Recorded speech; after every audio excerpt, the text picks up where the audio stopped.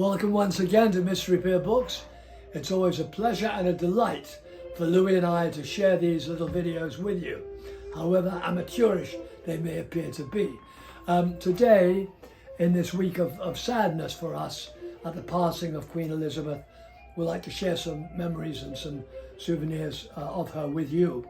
As a child, I vividly remember my mum taking me to the coronation, and what a moving spectacle it was, filled with glamour and pageantry. It was fantastic. I'll never forget it. And at that time, my mother got me this, and I've saved it and treasured all these years.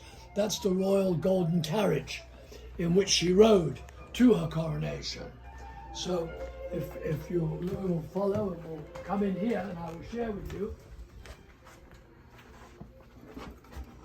And of course, there she is. And here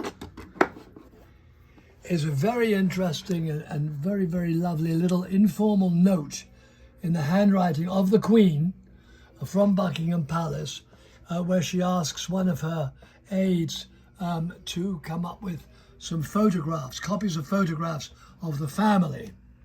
It's very, very nice. She was, as you know, a very devoted mother and grandmother and great-grandmother. Following along with royalty, the now King Charles III was quite a talented artist. And this is a book of some of his watercolors. And as you can see, he really is quite gifted. There's a lot of them. They're very, very interesting. And the book is a very lovely thing to have. And the book is signed by Charles and by Diana. And there is a letter of authenticity which accompanies this.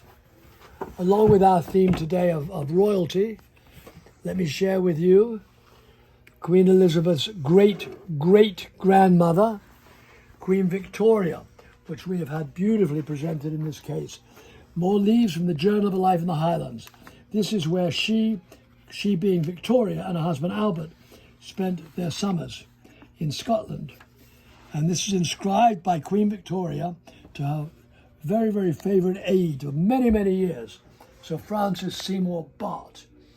And it's described August 16, 1884. This is, we've had, as I say, beautifully done. Then also, here, more leaves from the journal of her life in the Highlands, also inscribed by Queen Victoria to the Duke of Argyll, from his affectionate Victoria in 1883. And she, it's unusual because she never really expressed much sentiment. So he was of great importance to her. So along with royalty, of course, there is Queen Elizabeth's first Prime Minister, Churchill. And there's a lot of Churchill. And there, down there, is another queen, the great-great-grandmother of Queen Elizabeth. That's the program, the memorial program of the death of Queen Victoria and her funeral. So these are just a few little things that we have in memory and great respect to the Queen. As you know, Mystery Pier has an abundance of treasures, royal and otherwise. So anytime you feel comfortable in coming in and it's convenient fitting in with your schedules, please do. It'll be a pleasure and a joy for Louis and I. Thank you very much for indulging us today.